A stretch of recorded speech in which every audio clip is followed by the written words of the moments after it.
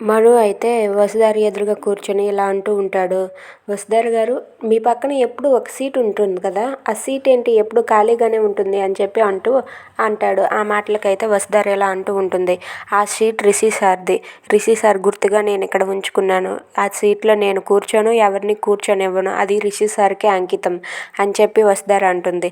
అది విన్న మను అయితే ఇలా అంటూ ఉంటాడు, అయితే ఇందాకలా మీరు నాకు ఒక మాట ఇచ్చారు కదా, ఆ మాట కూడా రిషి సార్ చెప్పిందేనా అని చెప్పి అంటాడు. ఆ మాటలకు వసుధార అయితే అలా మౌనంగా చూస్తూ ఉంటుంది.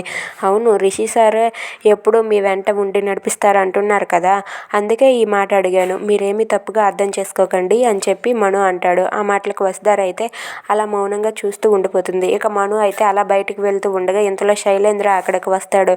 వచ్చి, అసలు ఎవడ్రా నువ్వు, ఏంటి నీకు కూడా ఆ ఎండి సీట్ కావాలా, లేదంటే ఆ వసుధార కావాలా అని చెప్పి శైలేంద్ర అడుగుతూ ఉంటాడు. ఆ మాటలు విన్న మను అయితే ఏం మాట్లాడకుండా శైలేంద్ర వైపైతే కోపంగా చూస్తూ ఉంటాడు. ఇక అక్కడికే వచ్చిన అనుపమ అయితే ఏంటి శైలేంద్ర మనుతో ఏం మాట్లాడుతున్నాడని చెప్పి చూస్తూ ఉంటుంది.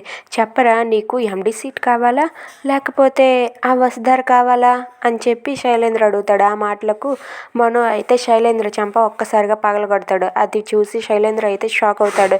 ఏంటి, నువ్వు నన్ను కొడతావా అని చెప్పి అంటాడు. అయినా సరే మను ఏం మాట్లాడకుండా తన చెంప పగలగొట్టి అక్కడి నుండి అయితే వెళ్ళిపోతాడు.